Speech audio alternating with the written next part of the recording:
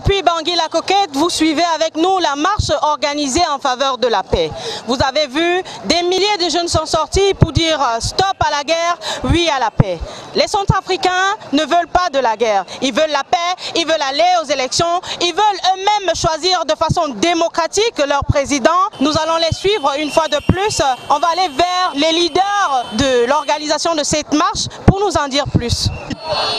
Aujourd'hui réunis en ce jour, la jeunesse, les femmes, les hommes, tous dans leur état pour riposter comme un seul homme à toute manœuvre qui vont amener encore une fois de plus la crise en République centrafricaine.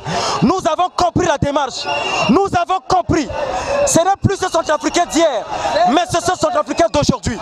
Ici Bangui, capitale de la République centrafricaine, les jeunes sont mécontents, la jeunesse est très mécontente, les femmes mécontentes, les hommes mécontents, toute la population mécontente. Nous allons faire un bloc autour de nos acquis, ces acquis républicains, afin d'empêcher, afin de multiplier par zéro toutes les manœuvres que certains compatriotes centrafricains, déjà là dans les brousses, en train de recruter pour empêcher la libre évolution de la jeune démocratie centrafricaine. On va aller aux élections le 27.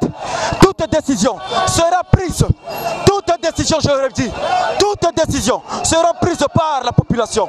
C'est ce peuple qui est souverain.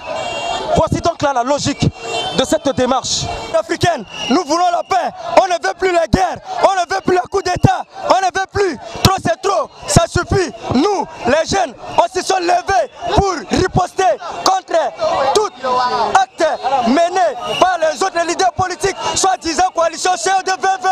Nous voulons la paix, on ne veut plus cette histoire de COD 2020, on ne veut plus, trop c'est trop, ça suffit. Les hommes sont dans la brousse, ça suffit. Je suis M. Miguel Ursel, je suis jeune et je continue toujours mes études à l'université de Bangui. Et je suis jeune, aujourd'hui j'ai un problème au cœur. Le problème qui me tient à cœur, c'est le problème de la République centrafricaine, qui est constaté du point de vue international qu'aujourd'hui la crise ne fait que régresser notre pays. Et nos études, notre éducation est au rabais. En tant que jeune centrafricain et soucieux de mon pays, en 2003, nous avons couru, nous avons souffert. En 2013, nous avons dormi dans les laideurs. Nous avons dormi dans de mauvaises conditions. Nos parents ont été tués, massacrés. Hélas, les choses ne veulent pas changer. Jusqu'à aujourd'hui, mais nous appelons la communauté internationale à regarder les mots de la jeunesse centrafricaine qui pleure et qui dit l'on a marre de la crise, de la guerre, des manipulations politiques. Non aux hommes politiques. En tout cas, si nous aimons réellement ce pays, nous devons nous mettre en tant qu'une seule personne pour respecter la Constitution, pour protéger les institutions de la République, pour protéger le peuple centrafricain, la population centrafricaine, les étudiants centrafricains, les commerçants, les boubanguérés, les taximotos.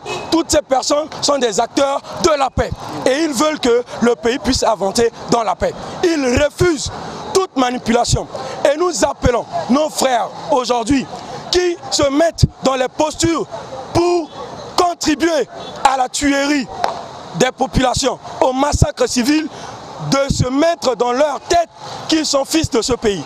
L'avenir appartient à la jeunesse. Le pays a été détruit.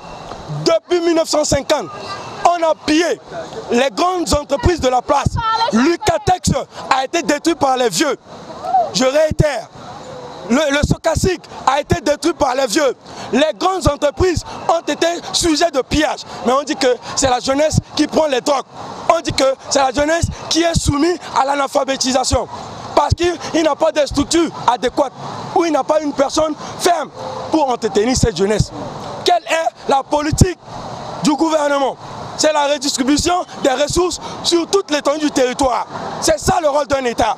Mais les acteurs politiques, s'ils aujourd'hui veulent réagir, ils doivent savoir que la jeunesse est là. Mais cette jeunesse-là, elle n'est pas faible à la manipulation. Elle connaît son avenir. À l'heure où je parle, des frères avec qui on a eu à étudier même au lycée, ils sont en France, ils ont terminé leurs études, ils ont une famille, ils sont bien placés. Mais nous, il n'y a pas un changement jusqu'à l'heure actuelle. Nous nous sommes levés en tant que jeunes, par nous-mêmes, par notre propre énergie, par notre propre force. Dieu est témoin de tout ce qui se passe. Tous les acteurs internationaux qui veulent aujourd'hui s'impliquer pour quelle raison que ce soit, pour contribuer à la décision du pays, nous vous demandons pardon. Et le peuple sud-africain veut la paix, rien que la paix. Merci. Je vous remercie. Merci à vous. Merci beaucoup.